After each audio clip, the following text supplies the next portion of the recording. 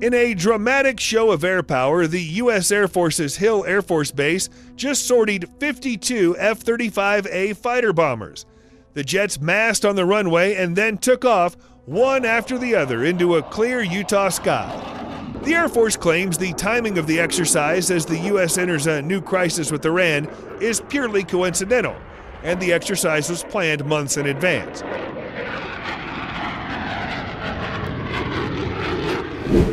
The exercise took place at Hill Air Force Base in Utah.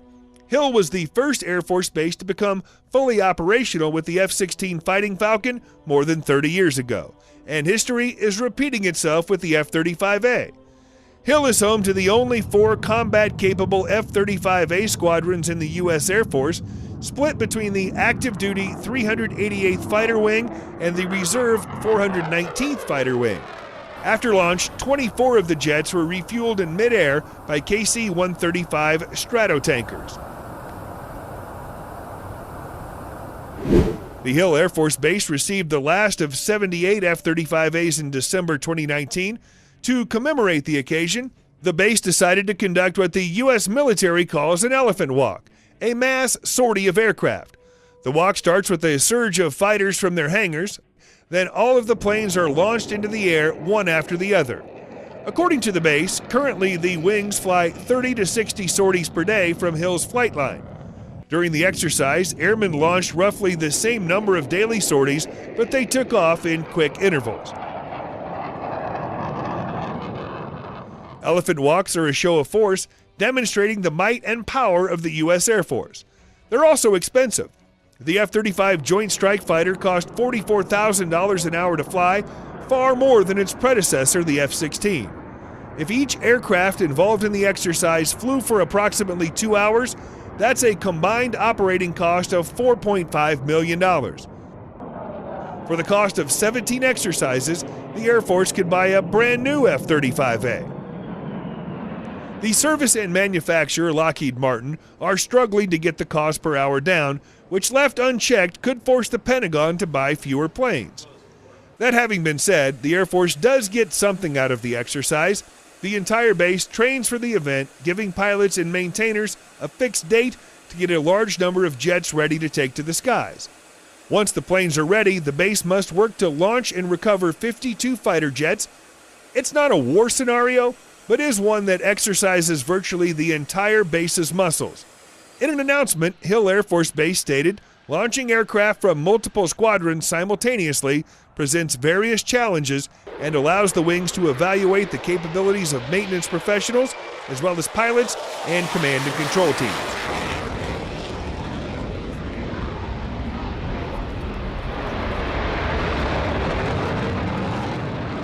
The elephant walk is also evidence the F-35 is growing easier to maintain. In 2018, as Air Force Magazine points out, the F-35 had a reliability rate of 66%. By late last year, their reliability rate had risen to 75%. According to the base, the 34th Fighter Squadron is currently flying in the Middle East. That means a very high number, likely higher than 75% of remaining F-35As were able to take part in the exercise. An encouraging sign for a fighter plane that's seen more than a decade of controversy.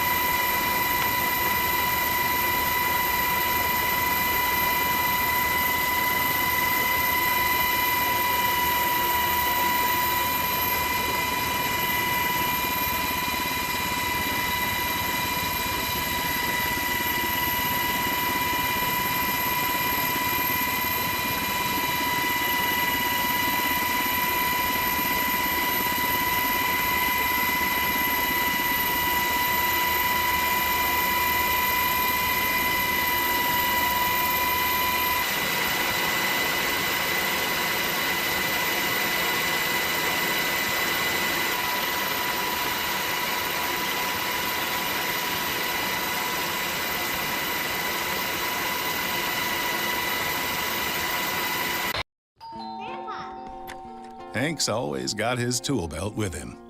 Now Hank is living with prostate cancer. He still knows how to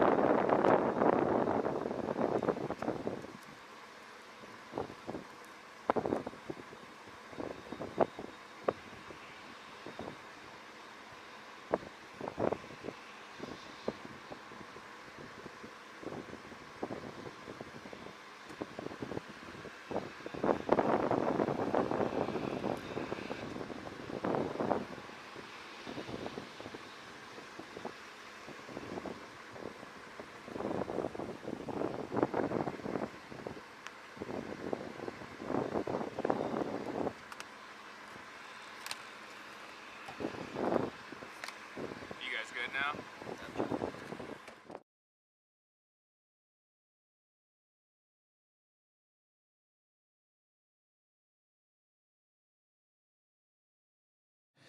I've got I'm sure he remembers it, but I've got a video at home of a demonstration he did at Clark Air Force Base in 1960 in an Indonesian F-86. Most beautiful thing I think I've ever seen. I know I've watched it at least 100 times, and to think that I'd be personal friends with a guy like Dale Snodgrass after I've watched him for years is something that's just a real honor for me. So I mean, these guys, it's just a real, it's more than I can describe to be here with these guys. Anyway, I'm like a lot of people that grew up in my era. I was a little too young to fly the F-86, and sometimes I regret that, but it was an airplane I grew up with, built models of whenever I was a child. Always thought it was the prettiest airplane. Still do think it's just what a jet airplane should look like, and it's just beautiful. And I got to see it fly this morning from the ground. The first time I'd ever did that when Dale flew it in a photo shoot. But it's everything I ever thought it would be. I thought maybe one day I'd get to touch one. If anybody could ever told me I'd ever own one, I would have just said, no, that's not the way it is. But God's blessed me in a lot of ways, and I'm just thankful that I'm able to own and fly an airplane like this. It has so much history. The airplane, instead of taking time, I'll get to the airplane, but the airplane, this airplane has a tremendous amount of history to it. It was originally made in Canada. It's a Canadair Mark VI. This one has the big engine in it. The American version had 5,200 pounds of thrust. This one has 7,400 pounds, so it's about a 50% more power than the American version, which makes it really a lot of fun to fly. I didn't really realize all the history it had when I bought the airplane. I saw it advertised for sale, and it was a Flight Systems airplane. And those of you who don't know the history of Flight Systems, the company itself has a lot of history with F-86s.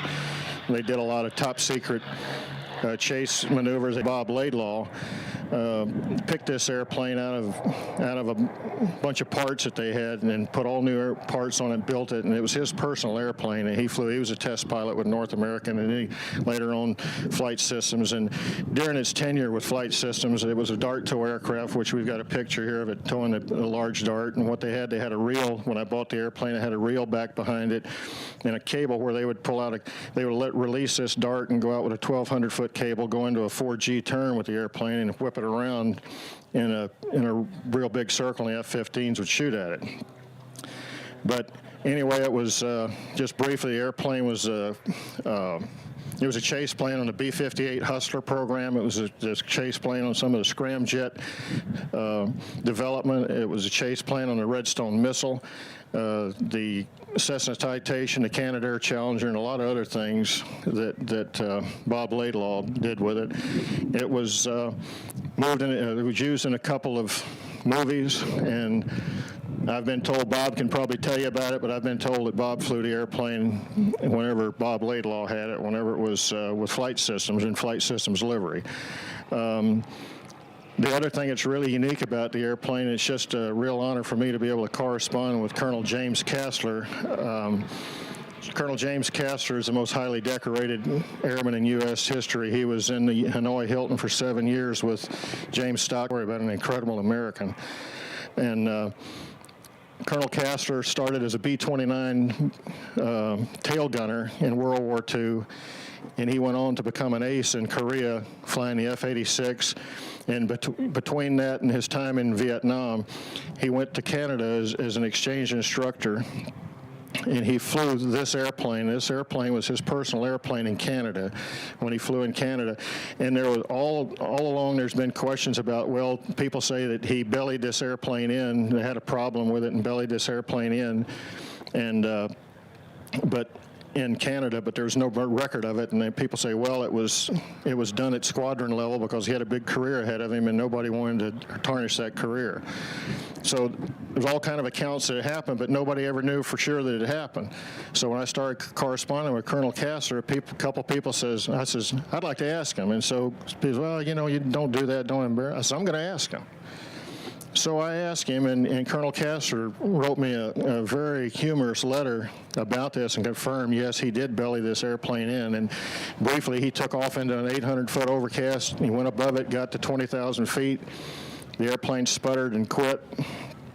And then when it sputtered and quit, he headed for the ocean to bail out of the airplane, and on the way there, the overcast had came up to about 5,000 feet, and he saw a big hole, and it was drizzling rain underneath. He saw a road in the hole. So he went down through the hole to land on the road. He saw there was power lines on both sides of the road, so he said he had to pick somewhere else. So he started looking around, and there was lakes all over the place, and he found a long, flat clearing between two lakes. So he put it down in the clearing. He said that the landing was so smooth he never felt it hit the ground. But he said when he looked at the lake in front of him, he said that the lake started to disappear, and he knew there was a huge drop off at the end of this thing next to the lake. So he said he started standing on the brakes, and then he realized in all of his excitement he never put the gear down. He was sliding along on the tank, so he was along for the ride. And he said it stopped about 20 feet from the drop off, and he got out. And he said that everything was on. He was on radio, and they had him on radar. So his account was that they knew exactly where he was, including his frustration with Canadian airplanes. So they came, picked him up, and he said the first thing they did was cheer him out because he didn't bail out of the airplane. They later thanked him and had a party because he saved the airplane. They found out it was some faulty wiring with the fuel pumps, had it back flying in a week. So it's just really neat to be able to fly an airplane, put your hand on an airplane that these gentlemen have flown. And now Dale flew it last week at Terre Haute in the Heritage Flight, and flew it this morning. It's just a real honor to be with these guys. And the neat thing about the airplane is just meeting all kinds of people that flew this airplane, and you see tears in their eyes when they see it fly, and they come over. I was at Joplin, Missouri at the end of June, and a gentleman walks over. I've seen the picture 100 times where Pete Fernandez, the second highest ace in Korea, was sitting in an airplane, and a young kid was handling him the helmet. Guy comes up and walks up and shows me this black and white picture, and he says, "Have you seen this before?" And I said, "Yeah, I've seen it 100 times. And so he says, "You recognize anything?" And I looked at it, and I says, "No, what am I looking at?" He says, "Look at me. Do you recognize anything?" And the gentleman had years on him, but I says, "My God, it's you." And he says, "I was 17 years old when I was handing him that helmet." And he had this cap off, which was from the 4th Fighter Interceptor Wing in Korea. And he gave me the cap and says, "I want you to have it." So that's the thing that's really neat about this airplane, and it's just incredible. We've got it painted like Colonel Robert Rowland's airplane. We wanted to pay homage to an era that's really kind of forgotten, where they were authorized to deploy nuclear weapons during the Cold War. And we've met another gentleman. We got a letter from him that we met at Sun and Fun, Major Norm Connett, who just flipped out when he saw the airplane. He says, "I've flown this airplane just the way it's painted." Gave me the whole account, put it down in a letter where he flew it across the ocean. And it's just incredible. You know, we met another gentleman today who's on the Joint Chiefs of Staff. We got a picture of people standing in front of the airplane. He says, "That's me in that picture." And he was later a commander with the Thunderbirds. He's on the Joint Chiefs of Staff, Secretary of the Air Force today. And that's the thing that's incredible about it. It's just a dream come true for me, and I'm going to turn it over to Sam because I want to listen to what Bob has to say. But I thank you for your patience and your time.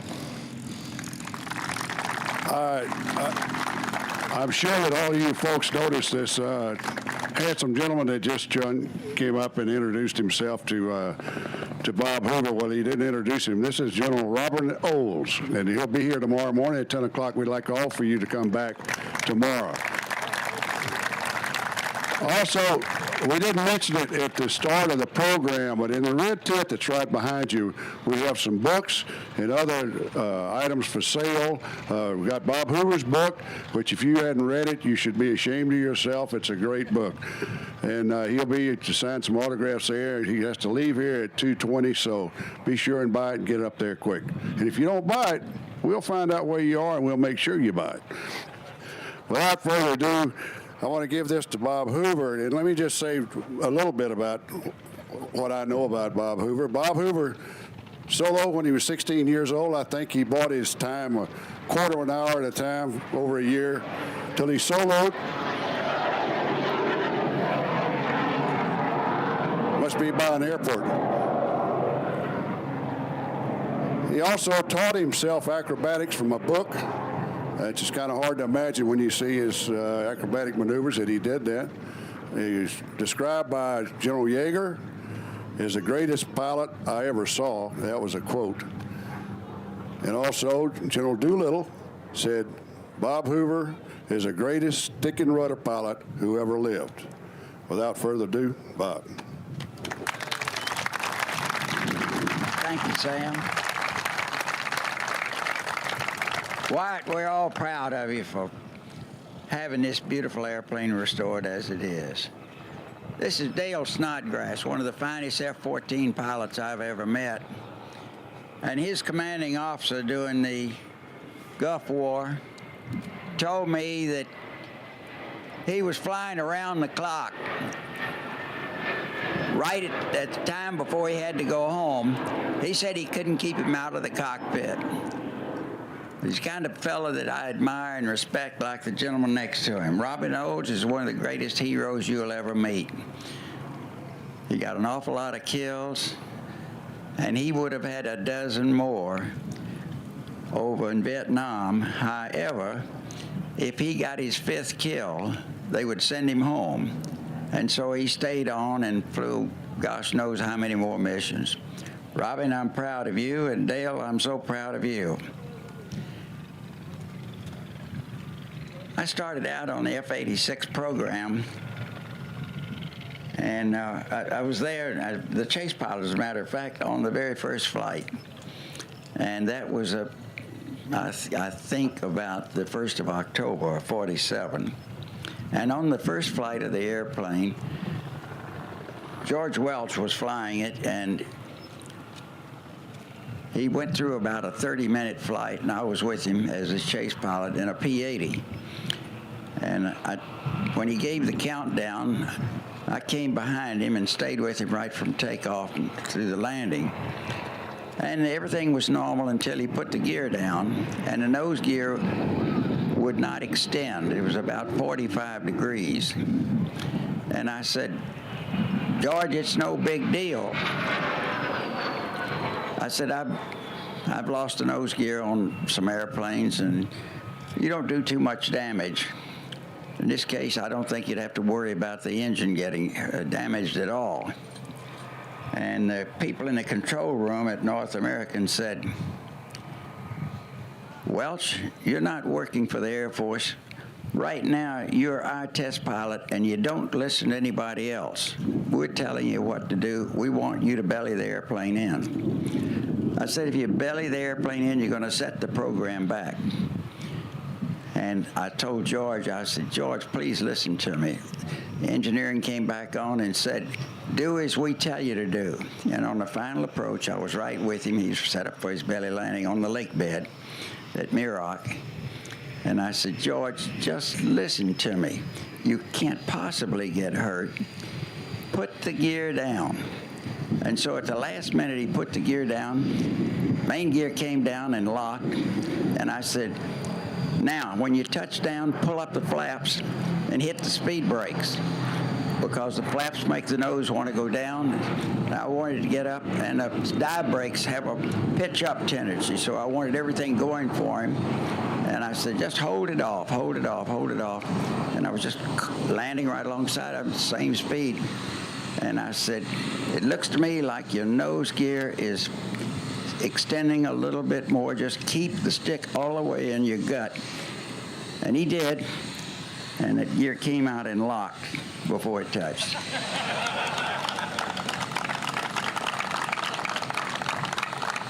Well, you can see I've had a long association with this sweetheart. Through the program, we ran into some interesting situations.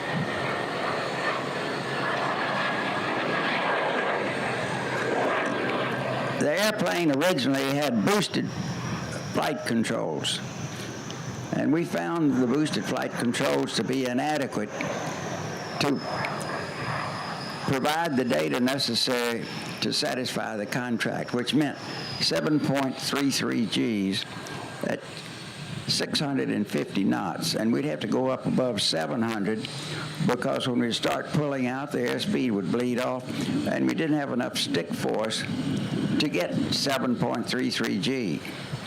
So then we got smart and decided that if we got way up in speed and we got up to about 740, this was miles an hour, not knots, that if we got the pull going and then hit the speed brakes at the same time, we could pull it out. But of course, the airspeed was dropping off rapidly, but we finally found out and figured out a way to make it go to 7.33 G and still have our data point on speed.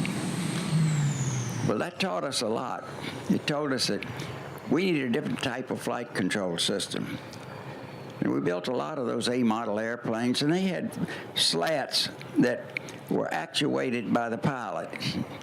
You take off and get into flight, the flaps, the leading edge slats were out. And then once you get your speed up, the slats could float back into place. No more aerodynamic lift from them. And then you had a big handle over here on the right side of the cockpit.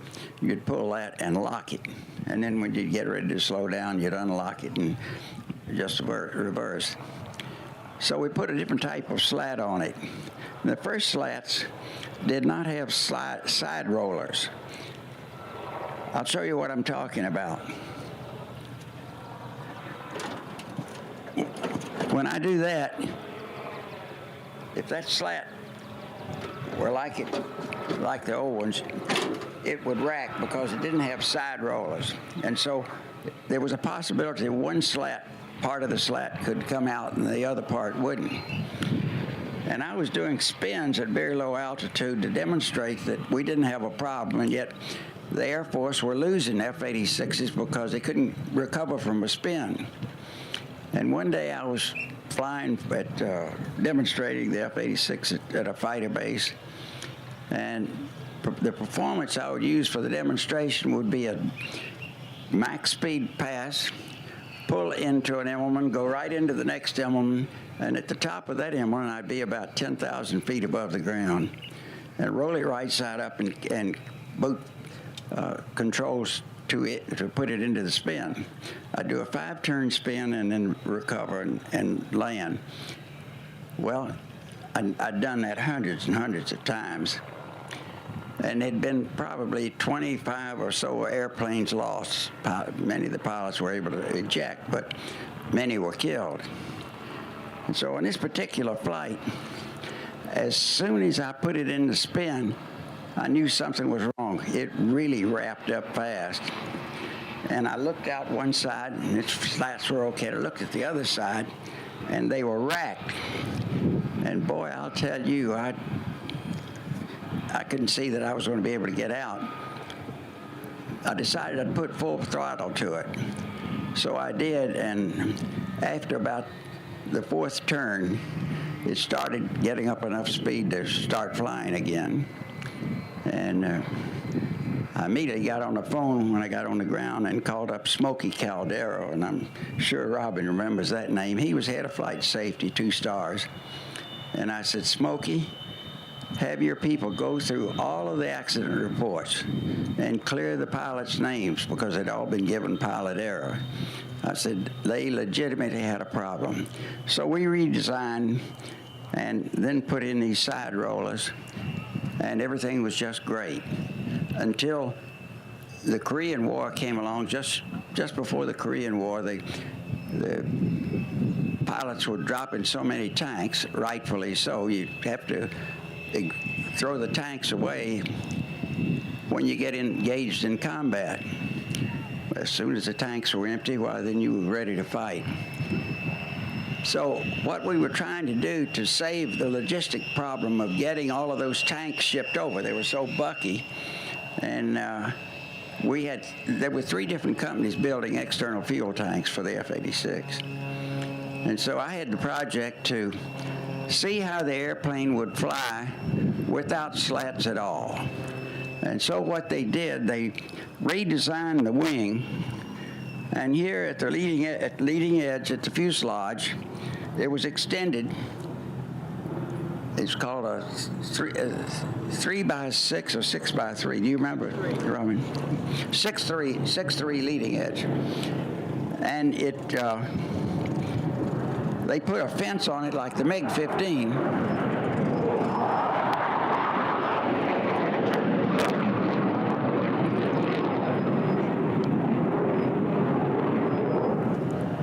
They put a fence, and this is an interesting thing from an engineering viewpoint. The very first location that they put that fence, a fence is just a sheet of metal that goes up like this, and it stops the span-wise flow on the wing, and it keeps the airflow going back over the wing straight. Now, after we got that first flight off, they decided that maybe there was a more efficient location to put the fence, or maybe more fences. It wasn't. We tried it all up and down the wing, and that first flight was right where it should have been. Only problem with the whole thing was, one day, we thought it was 25, 20, by this time we'd switched to knots, and we thought it was 25 knots faster than the airplane with the slats. And then one day I said, why don't you, to one of my friends who's pulling another test flight on the 86, I said, why don't you get with me in formation and let's open the throttles and see how much faster this airplane is.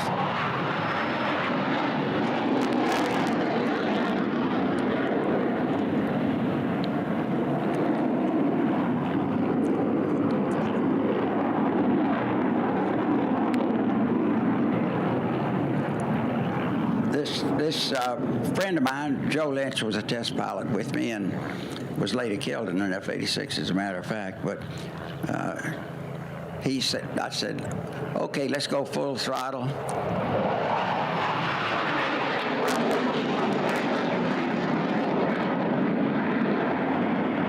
That's worth stopping for.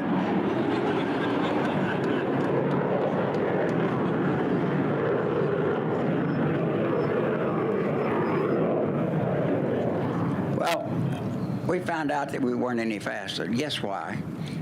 The pitot boom.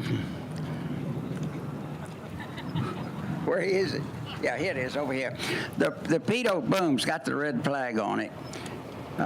Instead of to get an accurate reading on your airspeed indicator, you have to have that boom extended 50% of the chord.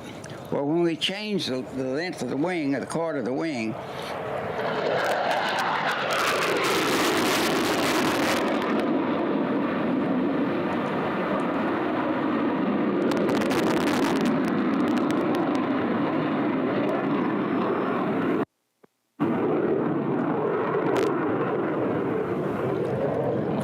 they forgot to extend the boom an inch and a half to keep it out in undisturbed air. And so therefore we got a higher indicated reading. And then we realized that we hadn't accomplished anything with that leading edge, except the plan was we'd get rid of external tanks and fill up that leading edge, and it would hold 70 gallons on each side.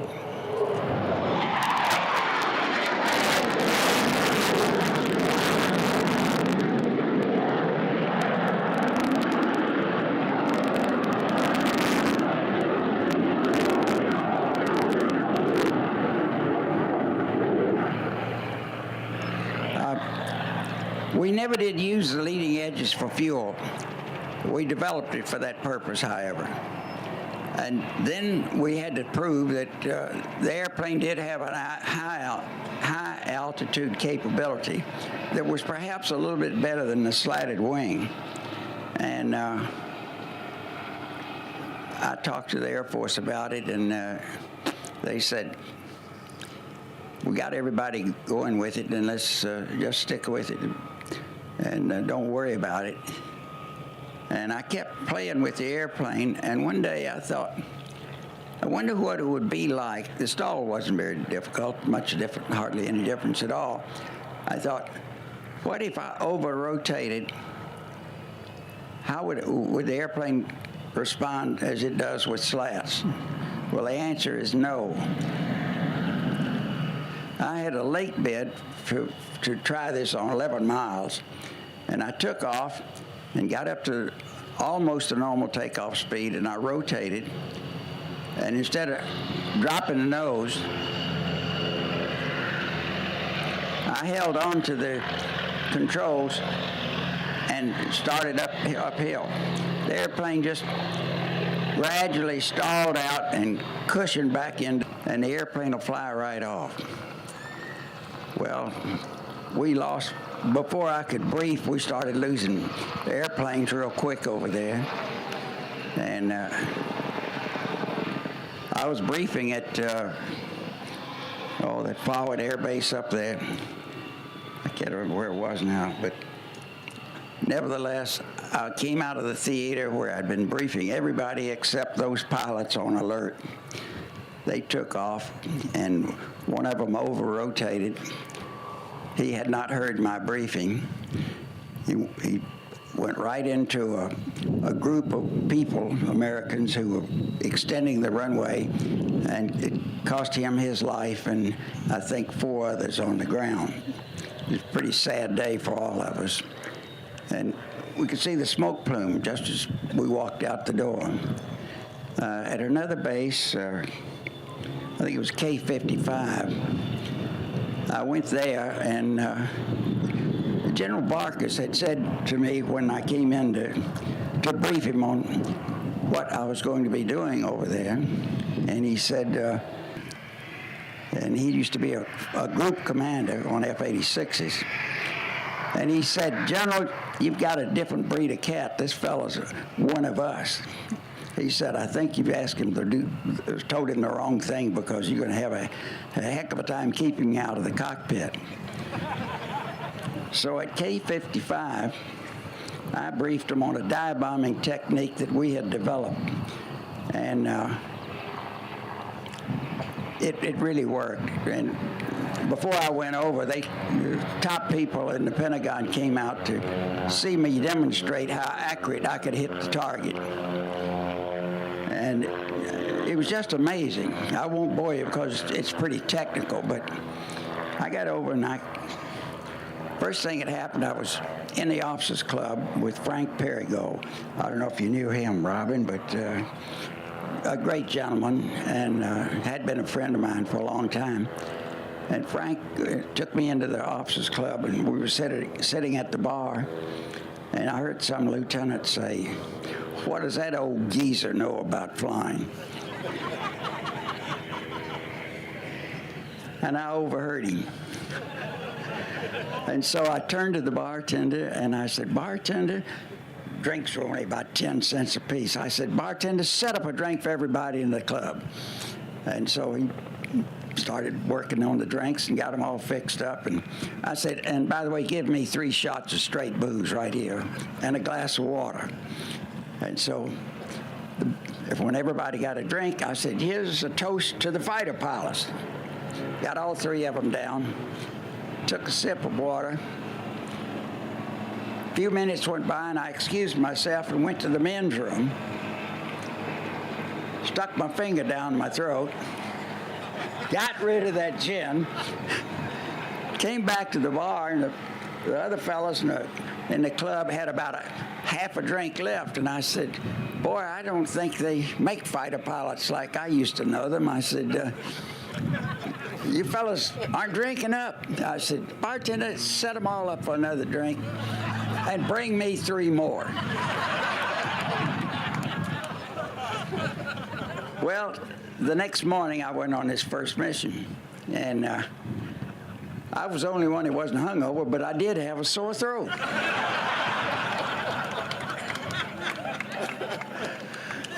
Well, Marty Martin, who was a dear close friend of Robin's, he was the flight leader, was a colonel, and he briefed everybody. There were 16 of us going on this mission. We were loaded up with bombs, 2 1,000-pound bombs plus the external tanks. And he was leading, and I was number 2. But during the briefing, he said, "The bridge is gone."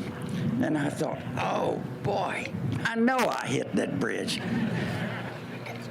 We got in formation, and guess what? Marty had an electrical system problem. He still had both bombs. Well, now those young men that were talking about the bar, what does he know? They listen. They really listen. Well, that's part of the saga of the F-86. I never had any real problems in my testing, and I did asymmetric loads externally on the spin test, and I did the spin test on several models of the airplane. It was just a sweetheart to fly, and we got all the bugs out of it eventually, and it was the most forgiving, fun flying airplane I've ever had. And I bet I can ask Robin or Dale, and they'll say the same thing. Just an honest airplane. Bob, will you tell a little bit about the takeoff that you took out of LAX where you had the control surface problems? I mean, Well, that to me would be problems. You say you haven't had any problems, but well, as I mentioned earlier, our concern was being able to pull high G to maneuver the airplane to get in a position to make a kill. And the engineering came up with an idea, and it was an early one. Up till this time, we only had boosted controls. And they gave us a design called an irreversible control system. And what it amounted to was that you holding onto the stick did not really connect you with any of the control surfaces. They were actuated by your input. And I call it like flying a potentiometer with pressure. And it had spring bungees, because the biggest problem we had was making it feel normal or conventional to the average fighter pilot who was flying the airplane. And we did that with this artificial system. Well, I had flown the airplane a couple of times, and it seemed just normal to me. And on this particular test flight, I took off out of LAX on 25 left, and as soon as I rotated, I hit the gear up, only with this hand, and as soon as that gear hit the wells, the nose pitched up.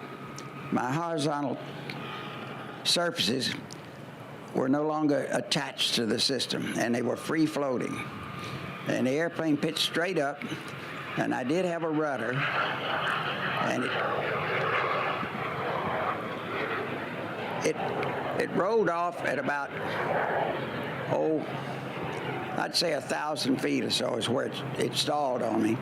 And the nose dropped, and I thought it was going to start spinning. I stood on the rudder, and I thought, well, it's going to be a real bang here. And it came down, and without any control, it just cushioned out. And I guess it was about 100 feet above the runway. And then it went over the top of the hangar just barely, and it started up again. And this time I got smart. I thought, I'll pull the throttle back before it stalls, and then the nose will drop, and I can rudder it back level and add the power back on. And I was successful in gaining about 300 or 400 feet on every pull-up. And just because of instinct, I knew the system, but I just ripped my thumb and index finger right through here from trying to push on it. It was like in concrete. And I even got my knees behind it, still thinking that it was the old system, but didn't do any good, of course. So then I started getting more clever. For those of you who are not pilots or have never really studied aerodynamics, the reason we have a big tail back there is to balance out the loads. During some parts of your flight, you have a load that's on the bottom surface pushing the tail up, and on other phases of your flight, as a pressure, aerodynamic pressure, it's just like shifting weight from one end to the other. You have pressure on the top. And I thought, if I can just find, and I called it a sweet spot, if by using the dive brakes, the landing gear, and the flaps, and the throttle, if I can find that sweet spot where there's no pressure either on the top or the bottom of those surfaces back there, that maybe I could hold that. Of course, everybody was screaming and yelling from the very instant it happened to get out, get out, get out. Well, this was one of a kind. We built thousands of F-86s with that system, and this airplane has it. Honest to goodness, you have never ridden through a smoother landing than that landing. Those swept wings here, they got into ground effect, and it cushioned the airplane out. I guess it was pretty flat by then. And as soon as I got into ground effect, it just eased right down. It was like landing on a wet runway. It was the smoothest landing I've ever ridden through. But it did roll 11 miles.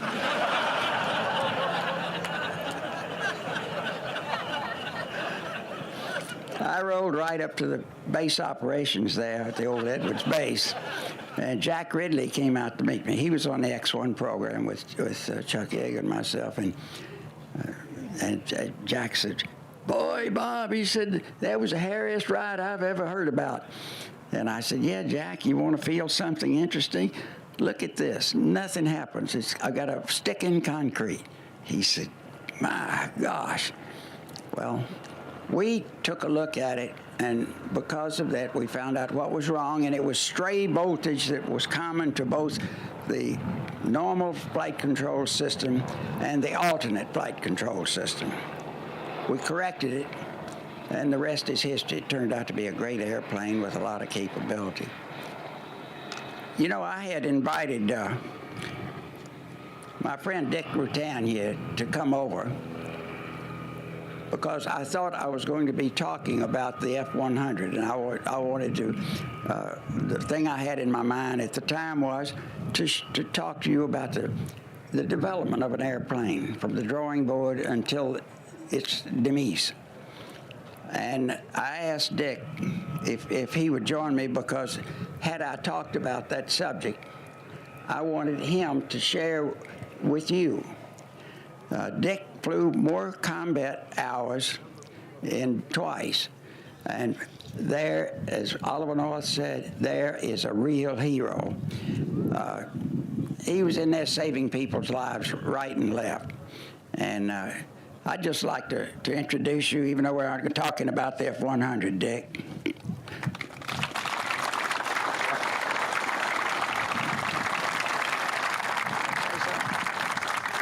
Now, Bob asked me to come over for a little while because he was the one that did the initial flight test development of the airplane, and I'm kind of on the... And all of you know Robin's background. Robin said he'd like to make a little comment, if you don't mind. Please, Robin. I met Bob Hoover in Cleveland Air Races, first lieutenant.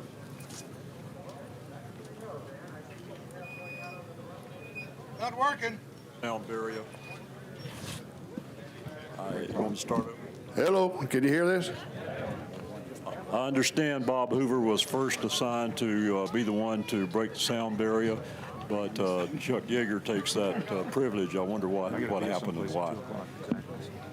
Bob, the question was, he understands that, which is true, that you were the #1 choice for the X-1 program, but that you ended up being #2, and Chuck took over that. He wanted to know what happened. Well, yeah, you bet. I was flying the P-59 and P-80s, our first jets, and I had already evaluated the German Heinkel 162, and I was selected for the X-1 program out of a pyramid of candidates.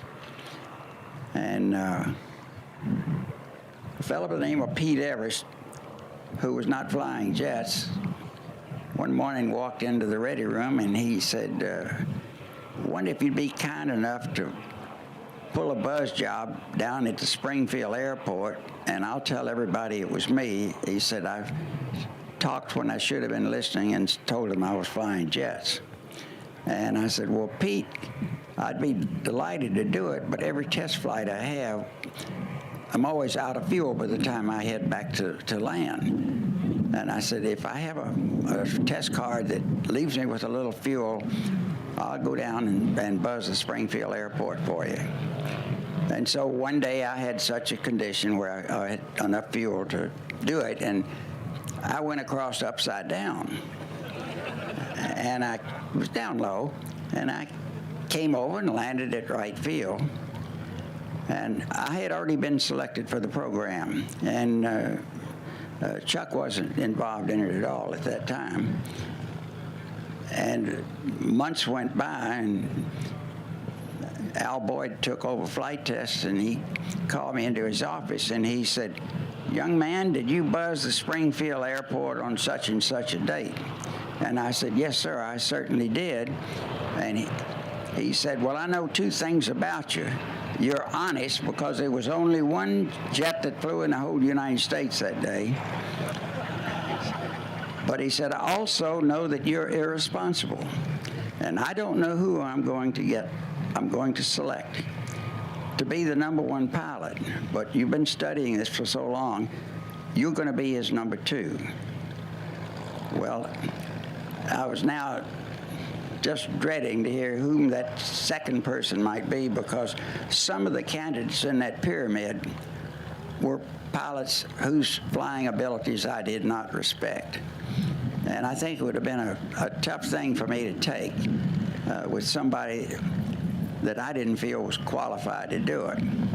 And one day he called me in and he said, "Do you know a Captain Chuck Yeager?" And I said, "Yes, sir." He said, "That's who I've selected." And I could hardly contain myself, because the first time I met Chuck, I bounced him, and we got into a hassle, and finally we'd worked ourselves down from about 15,000 feet to the deck, and he came up. Neither one of us could get the advantage on the other, so we were just half sides of the circle. And he said, "Fella, I don't know who you are, but we better break it off before we kill ourselves." And so I came in and landed, and I didn't know who he was or who it was I jumped. And he walked over to the airplane and introduced himself.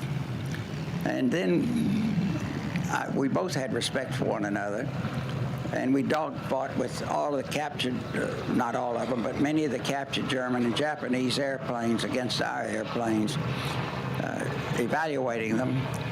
And I admired him more and more each day that I had flown with him prior to his selection. So you can see I was absolutely elated and delighted that I'd be working with somebody I could admire and respect. And by this time, we'd become good friends. Next question. Okay, Bob, if you'll go over to the tent over here, we'll proceed with selling all your books. Okay. Thanks, Bob. Thanks, Robin. Thank you, Dale.